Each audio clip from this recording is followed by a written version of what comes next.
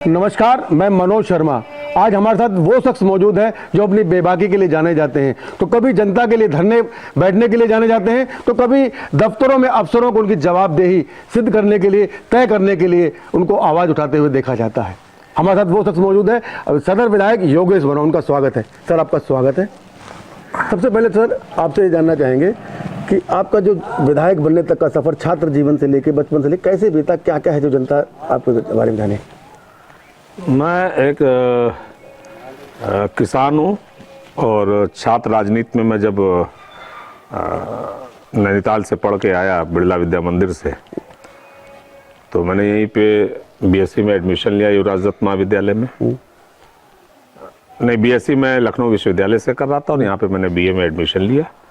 और यहीं से तब हमारे मामा श्री उन्हीं के साथ में मैं रहता था, क्योंकि हमारा यहाँ से गांव लगभग 65 किलोमीटर दूर कई नदियों को पार करने के बाद में हमारा गांव पड़ता था।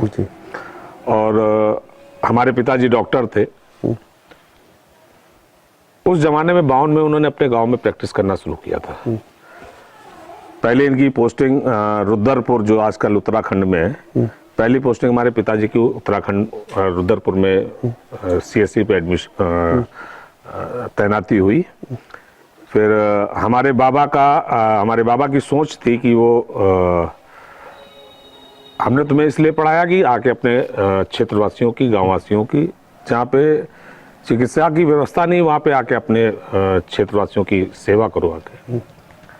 तो कुछ ऐसी घटना घटी उस टाइम पे, हम लोग छोटे छोटे थे तो पिताजी बताया करते थे कि कुछ ऐसी घटना घटी। उस घटना के बाद में मैं अपना पूरा बोरिया बिस्तरा बांध के गाँव आ गया और तब से 52 से मैं यहीं पे। आपके बारे में राजनीति में आए, सब जानते हैं, 2 बार के सदर विधायक भी रहे, आप स्पोर्ट्स में भी रहे हैं। स्पोर्ट्स से लगाव रहा? जी, मैं जब नैनीताल था तो मैंने नैनीताल की तरफ से 2 बार मैं 3 बार नेशनल बॉक्सिंग चैंपियनशिप में मैंने पार्टिसिपेट किया। तीनों बार मैं विनर रहा हूँ। और 1 जूनियर 2 जूनियर 1 सब जूनियर मैंने खेला। अच्छे स्तर पे आपने बॉक्सिंग की, तो फिर राजनीति में उतरने का कैसे फैसला किया? जब नैनीताल से पास आउट हो गया, मेरा एनडीए में सिलेक्शन हुआ था 88 में। फिर उसके बाद में बॉक्सिंग के कारण ही, हमारे सर में चोट लगने के कारण मैं मेडिकल अनफिट हो गया था। जबकि हमारे ऑल इंडिया बॉक्सिंग एसोसिएशन के उस टाइम पे जो अध्यक्ष जी थे, मुखर्जी निर्वाण गुरु जी, उन्होंने काफ़ी कोशिश भी की, मगर भाई मिलिट्री के जो रूल हैं उस रूलों के अंतर्गत हम नहीं जा पाए। उस समय में हमारे बैच में 47 लड़के एनडीए में सिलेक्शन हुए थे, 6 आईएएस हुए थे और 5 आईपीएस हुए थे। सबसे अच्छा बैच हमारा बिरला का निकला था उस टाइम पे। और उसी में मैं फिर जब एनडीए जा नहीं पाया तो फिर आया यहाँ। मामा कोई मैंने राजनीति देखी और मामा के साथ में, क्योंकि हमारे पिताजी यहाँ से, मैंने बताया कि 65 किलोमीटर दूर रमियागढ़ ब्लॉक, तहसील दौरारा, जहाँ पे उस समय भी रास्ते नहीं थे, तो आके यहाँ पे मामा के साथ में रहने लगा, उन्हीं के साथ में राजनीति। छात्र राजनीति भी आपने? हाँ, मैंने 88 से अपने युवराज दत्त महाविद्यालय में, उस टाइम पे मैं हमारे अभिन्न मित्र लंगोटियार संजीव त्रिपाठी जी को हमने कोषाध्यक्ष का चुनाव लड़े हम लोग, और बम्पर वोटों से उस समय जीते। और फिर उसके बाद में ग्रुप से कोई ना कोई लड़ता रहा, हम उनको लड़ाते रहे। फिर हमें 99 में जब अपने ग्रुप में जब कोई लड़ने वाला नहीं मिला, तो 99-2000 में मैं मिलेनियम प्रेसिडेंट यहाँ का चुना गया था। 2 बार के आप सदर विधायक रहे, लगातार 2 बार बैक टू बैक आप विधायक बने। जनता के बीच में जीतने के बाद आप अपने काम को कैसे आंकते हैं? जो काम आपने किया है तो कैसे आंकते हैं? पहली बात मैं आपके मार्फत बताना चाहता हूँ कि मैं अभी तक विधायक नहीं बन पाया। मैं जिस तरीके से पहले छात्र जीवन से लेकर 88 से लेकर आज तक मैं जिस अंदाज और जिस तर्ज के लिए मैं जाना जाता था, मैं आज भी उसी अंदाज और उससे मैं अपना काम करता हूँ। जनता ने तो हमें विधायक बना दिया, मगर मैं अपने आप को कभी ये नहीं महसूस कर पाया कि मैं विधायक हूँ। मैं जैसे पहले था, जैसे मेरी पहली दिनचर्या थी, जैसे मैं उठता बैठता था, जिस तरीके से मैं आना जाना था, जैसी मेरी भाषा शैली थी, और जो भी मेरे कार्यक्रम रहे वो सब जनता के बीच के ही रहे। बिल्कुल साफ छवि जैसे जिक्र किया, आप जनता के बीच जुड़े हुए हैं, सब सपाट छवि के लिए जमीनी जुड़े हुए हैं। तो बेबाकी के कारण क्या कभी आपको लगता है कि आपकी छवि को नुकसान हुआ है? नहीं, हमें नहीं लगता। हमारी जनता जिस चीज को पसंद करती है, हमारे भाई बंधु जिस चीज को पसंद करते हैं, मैं उसी अंदाज में, ये बेबाकी मेरी आज से नहीं, इससे पहले भी हमारी इसी तरीके की बेबाकी थी और परिवर्तन नहीं ला पाया। बस यही हमारे उसमें रहा कि जो विधायक बनने के बाद में परिवर्तन होता है, वो मैं परिवर्तन अपने आप में नहीं करता। जनता के बीच में 2 बार विधायक रहे हैं, क्या आपको लगता है जनता के बीच में कैसे नेता के रूप में देखते हैं कि पारिवारिक सदस्य के रूप में अपने को? मैं अपने आप को परिवार के सदस्य के रूप में मानता हूँ और जो भी हमारी क्षेत्र की जनता हो या चाहे पूरे जनपद की, जो भी हमारे पास में आता है, जो भी हमसे संभव हो सकता है उसकी मैं मदद करता हूं। अगर मदद होने वाली नहीं होती तो मैं कभी भी झूठ बोलने की कोशिश नहीं करता हूं। मैं स्पष्ट कहता हूं कि भैया ये मेरे बस की बात नहीं है। एक वीडियो वायरल हुआ था, एक संघ पीड़ित पदाधिकारी थे जिनसे लेखपाल ने रिश्वत मांगी थी, आपने स्कूटी पे लेके गए उनको, अधिकारियों को लताड़ा। क्या लगता है सिस्टम में अभी भी कुछ कमियां हैं जिसको सुधारने की जरूरत है? आप पीड़ित के साथ स्कूटी पे लेके बैठ के चले गए थे, लताड़ा भी था, बड़ा वायरल हुआ था वीडियो। क्या मामला हो? आजादी के इतने समय बीत गया है, इन 70 वर्षों में जो इससे पूर्ववर्ती सरकारें थी, जिस तरीके से उन्होंने शासन सत्ता चलाई, क्या आप समझते हैं कि इन 8 या 9 वर्षों में उनको हम परिवर्तन कर सकते हैं? अगर एकदम से किसी चीज का परिवर्तन होगा तो विद्रोह हो जाएगा। तो धीरे धीरे परिवर्तन में हमारे यशस्वी मुख्यमंत्री जी धीरे धीरे परिवर्तन कर रहे हैं, मगर एकदम से अगर किसी चीज की लगाम खींच दी जाए तो हमें लगता है कि विद्रोह हो जाएगा। तो इसलिए धीरे धीरे स्नेह स्नेह उसको परिवर्तन करने में हम और हमारे यशस्वी मुख्यमंत्री जी, हमारे प्रधानमंत्री जी इसमें लगे हुए हैं। और जो जीरो टॉलरेंस की उनकी नीति है, आपने देखा कि कितना बड़ा परिवर्तन आया है, बहुत बड़ा परिवर्तन आया है और धीरे धीरे इसमें परिवर्तन आपको दिन प्रतिदिन दिखाई पड़ता चला जा रहा है। आप देख लीजिए 2014 के बाद से लेके 2014 के पहले का भारत तो 2014 के बाद का भारत, 2017 के पहले का उत्तर प्रदेश और 2017 के बाद का उत्तर प्रदेश। मैं तो केवल जनता से ये कहना चाहूंगा कि एक बार आंख मूंद के और निश्चिंत भाव से बैठ के एक बार सोचिए कि इससे पहले क्या था और आज क्या में आपकी सरकार ने, भाजपा सरकार ने। एक अदा आपकी जनता बड़ा प्यार करती है आपसे, वो अदा है कि आप स्कूटर से बैठ के निकल पड़ते हैं, कभी ऐसे ही पैदल चल पड़ते हैं, जनता के बीच जाते हैं। जनता तो पसंद कर रही है, लेकिन विधायक भी, आपकी जिम्मेदारी भी, आपकी सुरक्षा भी। क्या लगता है, डर लगता है कि सुरक्षा इस तरह के निकलना, सुरक्षा पे खतरा हो सकता है? क्या लगता है सर? देखिए, जो ऊपर वाला चाहेगा वही होगा। अब ऐसे तो देखिए, जब इंदिरा गांधी की इतनी कड़ी सुरक्षा थी तो उनको गोली मार दी। प्रोटोकॉल विधायक होता है, प्रोटोकॉल उनका भी था, प्रोटोकॉली वालों ने गोली मार दी तो क्या करेंगे फिर? तो मैं इस चीज से नहीं डरता हूँ। देखिए, जो जनता के हित में है, जो जनता के उसमें, अब शहर हमारा इतना कंजेस्टेड है, अगर मैं 4 पहिए की गाड़ी से चलूं, अगर मैं कहीं खड़ी कर दूं गाड़ी, मैं अपनी जनता से भी, मैं अपने भाइयों से भी कहना चाहूंगा कि जब अति आवश्यक हो तभी आप अपनी गाड़ी से निकले। जब हमारा 2 पहिए की गाड़ी से काम चल रहा है तो हम 4 पहिए की गाड़ी से लेके क्यों? अच्छा, विशेषकर आपका एक लगाव पुलिस के साथ बहुत है, आप अक्सर धरना भी दे देते हैं पुलिस के खिलाफ। क्या ऐसा है कि पुलिस में कुछ कमियां हैं? नहीं, मैंने बताया ना कि आजादी के बाद से अभी तक किसी चीज का परिवर्तन इतनी आसानी से नहीं हो सकता है। धीरे धीरे परिवर्तन हो रहा है, हर चीज में परिवर्तन हो रहा है। तो उसी परिवर्तन में हमारी पुलिस भी है।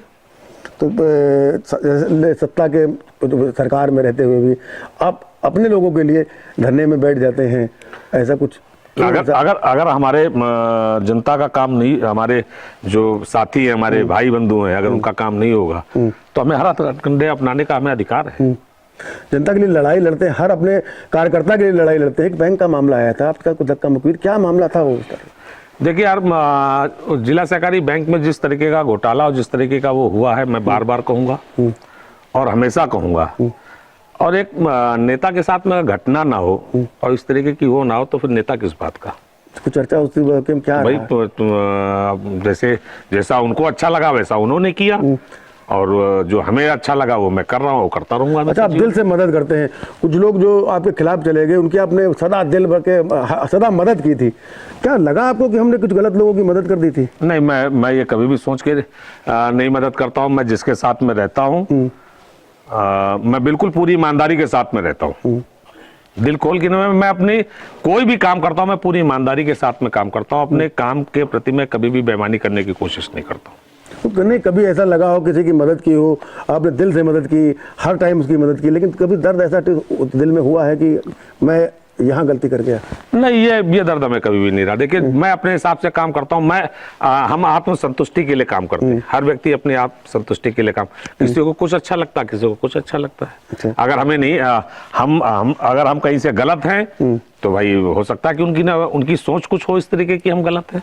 मगर मैं अपनी तरफ से अपनी पूरी कोशिश करता हूँ कि जो भी काम करूँ और पूरी ईमानदारी के साथ में काम करूं, पूरी ईमानदारी के साथ में साथ रहता हूं। मैंने आज तक कभी किसी का साथ नहीं छोड़ा। अगर जिस व्यक्ति का मैंने साथ दिया, अगर वो मेरे साथ छोड़ देता, तब भी अभी भी मैं कभी भी साथ छोड़ने वाले व्यक्तियों में से नहीं हूं। आज भी मैंने नहीं छोड़ रखा, ना मैं छोड़ूंगा कभी भी। जब कभी भी आवश्यकता पड़े कभी किसी व्यक्ति की, कोई भी हो, भले हमें धोखा दे गया हो। हमारे मामा जी एक बात कहा करते थे कि आदमी एक बार विरोध करेगा, 2 बार विरोध करेगा, जब तुम उसका कभी विरोध ही नहीं करोगे तो एक बार शर्म के मारे वो तुम्हारी मदद करने के लिए तैयार हो जाएगा। तो ये सोच लेके मैं हमेशा चलता हूँ। मैं कभी किसी का विरोध नहीं करता हूँ। बिल्कुल। जैसे अब शहर की अगर बात करते हैं, शहर की ट्रैफिक की बात करते हैं, तो शहर के ट्रैफिक में भी आए दिन जाम लगता है। क्या सुधार की जरूरत है? क्या चीज़ ऐसा है कि कोई प्रोजेक्ट बनाने हैं कि शहर की ट्रैफिक व्यवस्था सुधार हो जाए? नहीं, अभी हम लोगों के 2-3 प्रोजेक्ट पेंडिंग पड़े हुए हैं। एक हमारा उदयपुर से लेके कृष्णा टाकीज, आरोबी से लेके यहाँ तक अपना संगड़ा देवी चौराहे तक का चौड़ीकरण का हमारा 4 लेन की रोड पास हो चुकी है। ओवरब्रिज हमारा आरोबी था, मगर उसको हम लोग फ्लाईओवर के उसमें कन्वर्ट कराएं, तो उसके कारण वो थोड़ा सा, क्योंकि जब कोई चीज़ एक चीज़ पास होती फिर उसके बाद में हमने दूसरी डिमांड की कि भाई जब हमारी सड़क 4 लेन की बन रही तो हमें 2 लेन का और आरोबी क्यों चाहिए, हमें फ्लाईओवर चाहिए। तो उसी फ्लाईओवर में सरकार ने अभी 32 फ्लाईओवर देने की बात कही थी। उसमें हमारा भी नाम है, मगर हम सबसे आखिरी में हम लोग कोशिश में लगे किसी तरीके से हमें फ्लाईओवर मिल जाए। और अभी हम लोग विधानसभा सत्र के दरमियान में बाबा जी से मिलेंगे भी, माननीय PWD प्रमुख सचिव से जी उनसे भी मिलेंगे और मिलकर अपनी बात रखेंगे। हमारे सीडीओ साहब ने इसकी पैरवी जबरदस्त तरीके से की है और हमारी प्राथमिकता में थी। जब अभी हमारे मुख्यमंत्री जी ने हर विधायक को अपने विधानसभा क्षेत्र के अंतर्गत प्रमुख कार्यों के 5-5 काम जब पूछे थे, तो उसमें हमारी प्राथमिकता हमारी कृष्णा टाकीज आरोबी था उस टाइम पे, मगर बाद में जब 4 लेन पास हुई तो अब हमें फ्लाईओवर चाहिए, जिससे कि देवकली से भी उतर के चढ़ के आदमी इधर आ जाए, उधर उतर भी जाए। और गोला की तरफ से जो सबसे बड़ी संख्या आने वाली है वो भी क्रॉस कर सके। अगर इसकी जाम की समस्या हो जाएगी तो उससे भी निजात मिलेगी। अभी आपने देखा कि जैसे हमारे व्यापारी बंधु, जो सबसे मेन मार्केट थी संगड़ा देवी वाली रोड, उसके चौड़ीकरण में हमने भी पैसा दिया। हमारे सांसद जी ने 25 लाख रुपया दिया, 25 लाख रुपया हमने दिया, जिससे का विद्युतीकरण, जो बीच में पोल लगे हुए थे उन पोलों को शिफ्ट करके हम लोग दूसरी तरफ ले गए। असल में एक नियमावली है कि एक सत्र में किसी काम के लिए एक ही बार पैसा दिया जा सकता है। अब मार्च में हम जो बड़े श्री राम चौराहे से लेके मेडिकल कॉलेज तक का है, उसमें हम 25-25 लाख रुपया 2 बार देके उनका भी चौड़ीकरण, जो हमारे पोल अभी बीच में लगे हैं उनको भी किनारे करके, जो ऊपर के वो है उनको जो भी अतिक्रमण है वो अतिक्रमण हटे और हटने के बाद में वो भी सड़क चौड़ी हो। तो जैसे किसी एक बुजुर्ग ने कहा था कि अगर कभी हम लोग जब संगड़ा देवी चौराहे पे खड़े होते थे तो GIC गेट हमें साफ दिखाई पड़ता था। तो ये मेरी भी परिकल्पना है कि जब आदमी वहाँ पे खड़ा हो तो GIC गेट, और जब सड़क निर्माण पूरा हो जाएगा तो GIC गेट निर्माण का भी एक भव्य निर्माण हो, तो जिससे कि यहाँ पे आदमी खड़ा हो, आर पार दिखाई पड़े। अच्छा, जैसे 10 साल का आपका कार्यकाल रहा है, कोई ऐसा ड्रीम प्रोजेक्ट आपने पूरा किया जिसपे गर्व करते हैं? कोई ऐसा प्रोजेक्ट किया पूरा? देखिए, हमारे सबसे पहला हमारा था जमवारी नदी का उत्थान करना, जो पूर्णतया विलुप्त हो चुकी थी और जिसके ऊपर किसानों ने अतिक्रमण कर लिया था। खासतौर से हमारे कई एक रिश्तेदार भी उस पे थे। मैंने, जबकि हमारी विधानसभा में नहीं पड़ती थी, जब मैं कभी भी पहले, ये पुराने समय में जब 2003 में ये विधानसभा लखीमपुर विधानसभा हुआ करती थी, तो गांव वाले कहा करते थे कि भैया इस नदी के कारण पूरा जल भरा हो जाता है, 5-10 हजार एकड़ जमीन बर्बाद हो जाती है। तो सबसे पहला मेरा प्रोजेक्ट था, तो उस प्रोजेक्ट को लेके हमने जनता के और सरकार के द्वारा जो हमें 35 लाख रुपया मिला था और जनता के द्वारा उनका 3.5 किलोमीटर खोदने का था, हमने फिर 13.5 किलोमीटर पैसा लेके हर किसान से हमने 500 रुपए बीघे के हिसाब से पैसा लिया था। जो उसमें से मछली निकली थी उसका पैसा, जो उसके किनारे पेड़ लगे थे उसका पैसा, सब लोगों ने पैसा कलेक्ट करके पैसा में दिया और हम निरंतर उसको खोदते हुए 13 किलोमीटर, यानी 3 किलोमीटर से शुरुआत की थी और 13 किलोमीटर तक हमने उस नदी को पहुंचाया था। आज कम से कम 5 से 10 हजार एकड़ जमीन कस्ता विधानसभा और श्रीनगर विधानसभा की किसानों को लाभ मिला है। और हमारे यहाँ जो जल भराव होता था, जो पानी वापसी जो नदी में नहीं जा पाता था, ये हमारा सबसे पहला ड्रीम प्रोजेक्ट था। और इसमें नहर की जो डिसल्टिंग हो गई थी, जिससे जमवारी नदी को जब बड़ी नहर जो हमारी कालाम माइनर बड़ी नहर है, वहाँ से एक कहते हैं उसको डिसल्टिंग के लिए एक उनका नहर निकली हुई थी। उस नहर की खुदाई करने के बाद में जब हमने डिसल्टिंग की तो आज हमारी नहर भी गहरी हुई, हमारी नदी भी हो गई। और हम आज ये कहने वाले हैं कि अगर लखनऊ को पानी चाहिए और कभी इमरजेंसी पड़ेगी तो इसी नहर से लखनऊ पानी जा सकता है। लखनऊ पानी पे। अच्छा, एक आपकी छवि जैसे बेबाक की, हर आदमी पे विश्वास कर लेना है। एक अरनी खाना का मामला आया था, उसमें आपका भी नाम जोड़ने वाला था सोशल मीडिया में, क्या है मामला, क्या सच्चाई है उसकी? अच्छा, ये मोबाइल आपका है? हाँ। तो अगर आप चाहेंगे तभी तो आप इसको बेचेंगे। तो जब वो हमारी संपत्ति नहीं, हमारा उसको अधिकार नहीं, तो मैं उसमें क्या कह सकता हूँ भाई? जिसकी संपत्ति थी उसने बेचा, किसको बेचा, किसको नहीं बेचा। जब हम लोगों को जानकारी हो तो हम लोगों ने उसके डॉक्यूमेंट्स निकालने की कोशिश की, तो अरनी खाना को उसको पट्टे पे जमीन मिली थी, लीज पे मिली हुई थी। अच्छा। अब वो लीज उनकी समाप्त हुई 91 में लीज समाप्त हुई थी क्या? 2000 हाँ, 91 के आसपास हुई थी। हाँ, तब से उसका रिन्यूअल नहीं हुआ। उससे पहले ना हम लोगों की सरकार थी, ना हमारा कोई अध्यक्ष था, ना कोई वो था। तो इसका मतलब कहाँ से मिली वक्त थी? जैसे आरोप लोग लगा रहे हैं। तो आरोप लगाने को तो किसी के ऊपर, जब रामचंद्र जी को नहीं छोड़ा तो हम तो एक अधनेश बिल्कुल एक छोटे से कीड़े मकोड़े हैं, उसमें क्या। अब 2027 का चुनाव, विधानसभा चुनाव आ रहा है, क्या तैयारी है? कि हैट्रिक की तैयारी पूरी तरह आश्वस्त है या कुछ अभी और लखीमपुर खीरी में विकास के लिए बाकी है? नहीं, विकास के लिए तो अभी हमारी मुँह बाकी है पूरी। अच्छा। अभी हम और भी विकास के लिए तत्पर है। अभी हमें कई एक सड़कों का चौड़ीकरण हमें मिला इसी इन 7-8 वर्षों में, 9 वर्षों में। और कई एक काम बाकी हैं हमारे। अभी हमारा ड्रीम प्रोजेक्ट है कि हम उल्ल नदी पे 3 किलोमीटर देव दीपावली का कार्यक्रम भव्य रूप से मना सकें। उसके लिए हम अपने जनता के द्वारा अभी हमने सरकार को भी प्रपोजल दिया है। और जो हमारी लखीमपुर नगर के लिए और इस क्षेत्र के लिए जीवनदायिनी है, उस नदी का उद्धार करना हमारी जिम्मेदारी है। और उस नदी के उद्धार में हम सब लोग मिलकर सहयोग कर रहे हैं। और धीरे धीरे आपने देखा कि कितना बड़ा परिवर्तन किया। लगभग 1 किलोमीटर नदी हम साफ कर चुके हैं और अभी 2 किलोमीटर नदी की सफाई और करनी है। और जब वो प्रोजेक्ट हमारा तैयार होगा तो हम समझेंगे कि हम शहर का मुक्ति धाम के लिए रास्ता क्या आता है, जहाँ रास्ता बड़ा खराब है, उसको बनाने के लिए तैयारी क्यों नहीं? असल में उस टाइम पे जब ये सड़क 1991 में ये सड़क बनी थी, उसमें सभी विधायकों की विधायक निधि लगी थी और उसमें से थोड़ा सा पार्ट जिला पंचायत का पड़ता है। अब विधायक निधि की सड़क से, विधायक निधि से बनी हुई सड़क के ऊपर निर्माण नहीं हो पा रहा है। इसके लिए हम लोगों ने लिखा भी है। अभी हमारे डीएम साहब से, सीडीओ साहब से भी बात हुई थी, तो अभी उसको जिला पंचायत के द्वारा भी वो कर रहे हैं। अभी हमारे पास में शहर के अंदर एंट्री में 3 सड़कें बची हैं। एक महवागंज से होते हुए जो आपने सड़क वो, और दूसरी बनवारीपुर घाट से लेके शहर के अंदर प्रवेश। इस पे भी नाला निर्माण शुरू करा दिया, जल्दी इसको भी चौड़ीकरण कर देंगे। और इसका भी जो आगे का पुल है, उसके पुल निर्माण के लिए भी हमारा पैसा सैंक्शन हो गया। साथ ही में रोड निर्माण का भी चौड़ीकरण। कुछ ओवर ब्रिज भी बनने की बात हो रही है, कुछ दिक्कतें आ रही है, उसको लेकर क्या? ओवर ब्रिज हमारे यहाँ पे केवल 2 ही आरओबी बनने ही है इस टाइम पे। एक देवकली रोड पे, एक कृष्णा टॉकीज पे। कृष्णा टॉकीज वाला लगभग मैं मानता हूँ कि मैं उसको पास करा लाऊंगा।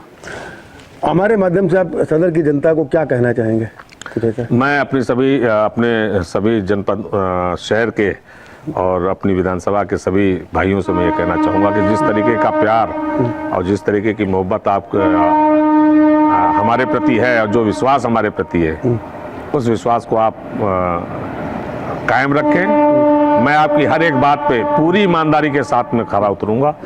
ये आपका विधायक इस आपके मार्फत ये कहना चाहता है कि हमारे ऊपर अभी तक छात्र जीवन से लेकर अभी तक किसी भी एक चवन्नी का भी भ्रष्टाचार या एक बिस्वा जमीन किसी की कब्जा करने का कोई भी भ्रष्टाचार ना हमारे ऊपर लगा है। और मैं कोशिश करूंगा कि ये भ्रष्टाचार से मैं मुक्त रहूं।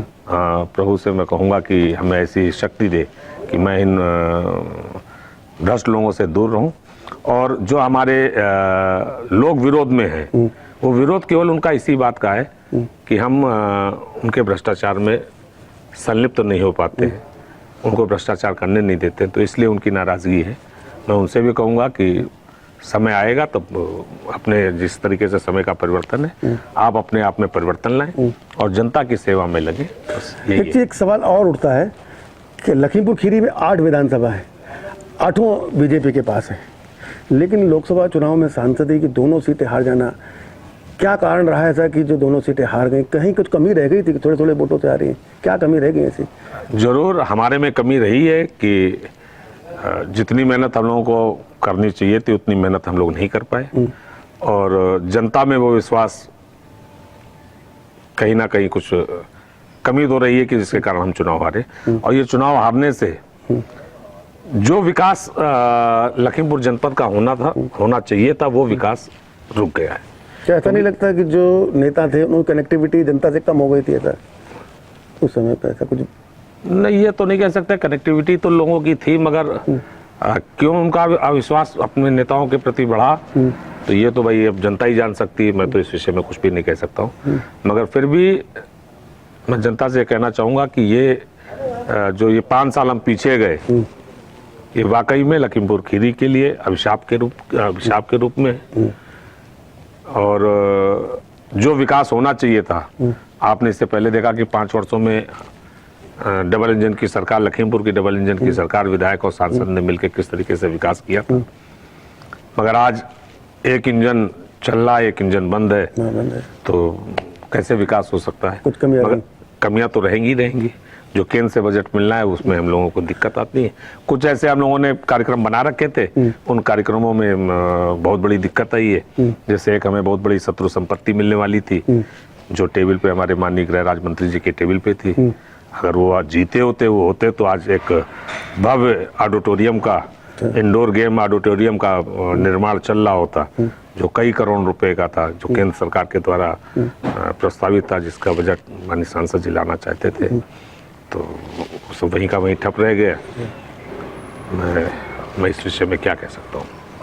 चलते चलते एक सवाल और, जैसे लखीमपुर खीरी एक बड़ा जिला है, यूपी का उत्तर प्रदेश सबसे बड़ा जिला है, यहाँ से अमान परिवर्तन हुआ था, छोटी लाइन का बड़ी लाइन में कन्वर्ट हुआ था, लेकिन आज भी लखनऊ से होते हुए जो लखीमपुर से ट्रेन जाती है दिल्ली या बम्बई से नहीं जुड़ रही है, इसके पीछे क्या कारण है? कुछ बात ऐसी? तो मैंने बताया ना कि अगर यही सत्ता के सांसद होते तो बात कुछ दूसरी होती। तो कहीं ना कहीं जो जनता ने की है, तो उसी का खामियाजा हम लोगों को भुगतने को मिल रहा है। तो जो 2 सांसद बने हैं, क्या वो बात अपनी कह नहीं पा रहे हैं? उनको कमियां रह रही? मैं इस विषय में क्या कह सकता हूँ, कह पाते हैं या नहीं? जिम्मेदारी तो उनकी है, बनती है ना। जिम्मेदारी तो उनकी बनती है, जिम्मेदारी उनसे आप पूछिए कि वो क्यों नहीं कर, इसीलिए नहीं चल पा रही है। हाँ, तो क्यों नहीं करा पा रही है, उनसे पूछा जाए। बात तो बराबर कहते हैं कि हमारे विपक्ष की है, जनता यहाँ के लोग नहीं कह रहे हैं, हम लोग तो जनता ने तो आपको चुना, वो पक्ष विपक्ष कहाँ जानता है भाई? भाई जनता ने आपको चुना, आपको सांसद चुना है, तो आप अपने कर्तव्यों का निर्वहन करें। तो सांसद फेल है इसका मतलब? मैं ये क्यों कहूँ कि फेल है? क्यों? वो तो जब कोई काम नहीं तो इसका मतलब क्या है, क्या नहीं हो, तो आप ही लोग फेल, स्पष्ट रूप से मतलब फेल है। यही आप कह सकते हैं। आप 10 में से कितने नंबर देंगे अपने सांसद को? हम क्यों नंबर दें? जब हमारी विचारधारा नहीं, हमारा उससे नहीं, तो उनको नंबर आप विधायक दे सकते? नहीं, विधायक फिर वही बताया ना कि भाई एक भी काम अगर ला के हमें दिखाए तो हम नंबर दें उसमें, जब अभी तक नहीं स्पष्ट जैसे बेबाकी से आप बयान देते हैं, तो इसी यही जनता उम्मीद करेगी, क्या नंबर देंगे? तो वही तो मैं कह रहा हूँ कि एक भी काम लेके आए तो मैं नंबर दूं, तो अभी तो 0 ही है। 0 पे दे? 0 ही है। कोई भी एक काम, कोई एक ऐसी परियोजना लेके आए हो, तो कुल मिला के वो फेल रहे हैं। अच्छा, 2027 की जनता जो हैट्रिक को लेकर कितना आश्वस्त है, और जनता के बीच क्या चीजें, नए मुद्दे लेके जाएंगे आप? हम देखिए ना, मेरी कोई तैयारी ना, मैं तो 24/7 वाले में से हूँ ना। मेरे पास में कोई ना काम ना दाम, मैं खेती बाड़ी किसान आदमी हूँ। रात में पहुँचता हूँ, खेती बाड़ी करके हिसाब किताब करके फिर वापस आ जाता हूँ सुबह, फिर अपनी जनता के साथ में लग जाता हूँ। मैं 24 घंटे अपने क्षेत्र में रहता हूँ, 1 मिनट के लिए भी, क्योंकि मेरी विधानसभा यही है, घर यहीं पे रहना, यहीं पे उठना। सुबह भी उठता हूँ तो जनता के भी साथ में चलता हूँ। जैसे आपने कहा कि मैं स्कूटी से शहर में दिन भर टहला ही करता हूँ, क्षेत्र में सुबह शाम रहता ही हूँ। तो इसमें मैं जो संगठन निर्णय लेगा, बहुत से लोग ऐसे भी जुड़े हैं जो दावेदारी कर रहे हैं कि टिकट आपके बीजेपी टिकट बदल देगी, तो हमें इससे कोई फर्क नहीं पड़ता है। लेकिन जो संगठन निर्णय लेगा, मैंने बताया ना कि जो संगठन निर्णय लेगा, मैं संगठन के साथ में। अभी नए और जो चीज हमें आज हमारी भाजपा ने हमें दिया है, वो इससे पहले ना किसी ने हमें दिया है, ना मैं ना किसी से लालसा रखता हूँ, ना मैं किसी से अपेक्षा रखता हूँ कि वो हमें इतनी ऊंचाइयों तक पहुंचा सकता है। अभी हाल ही में 2 दिन पहले भी प्रदेश अध्यक्ष बदले हैं, ओबीसी अब तो बैकवर्ड से आए हैं, तो क्या लगता है कि विस्तार होगा, जनता को फायदा, यूपी में फायदा होगा 2027 में नए अध्यक्ष आए हैं? अब ये संगठन का निर्णय है, संगठन क्या निर्णय लेता है, जो संगठन निर्णय लेगा हम उसके साथ। पंकज चौधरी को जैसे बनाया गया है, तो पंकज चौधरी जी का कल हम लोग गए भी थे, बड़ा भव्य स्वागत हुआ, और स्वागत के साथ साथ में उन्होंने कहा भी कि मैं अपने कार्यकर्ताओं के लिए लड़ूंगा, जो भी जैसे उचित मंच पे जो भी बात होगी उस मंच पर लेके जाने की कोशिश भी करूंगा। पंकज चौधरी जी ने लखीमपुर खीरी में काफ़ी समय दिया है। जब 2002 में इलेक्शन हुआ था, विनय कटियार जी लड़े थे, काफ़ी लंबे समय दिया था, पलिया में रहे हैं वो, काफ़ी दिन रहे, तो उनके बनने बाद कुछ लखीमपुर का विशेष ध्यान रखा जाएगा? क्यों नहीं, विशेष ध्यान रखा ही जाएगा, बिल्कुल रखा जाएगा ध्यान। नया अभी आप लोगों ने कार्यकारिणी का राष्ट्रीय अध्यक्ष बनाए हैं नवीन जी, तो युवाओं को मौका दे रहे हैं, इससे लगता है कुछ? हाँ, बिल्कुल। जिस तरीके से हमारे साथ योगेश वर्मा जी, जिस तरीके से बेबाकी के लिए जाने जाते थे, उसी बेबाकी अंदाज में उन्होंने हमको जवाब दिया, और अब उनका शुक्रिया कहने का समय आ गया। सर शुक्रिया, धन्यवाद आपके चैनल का।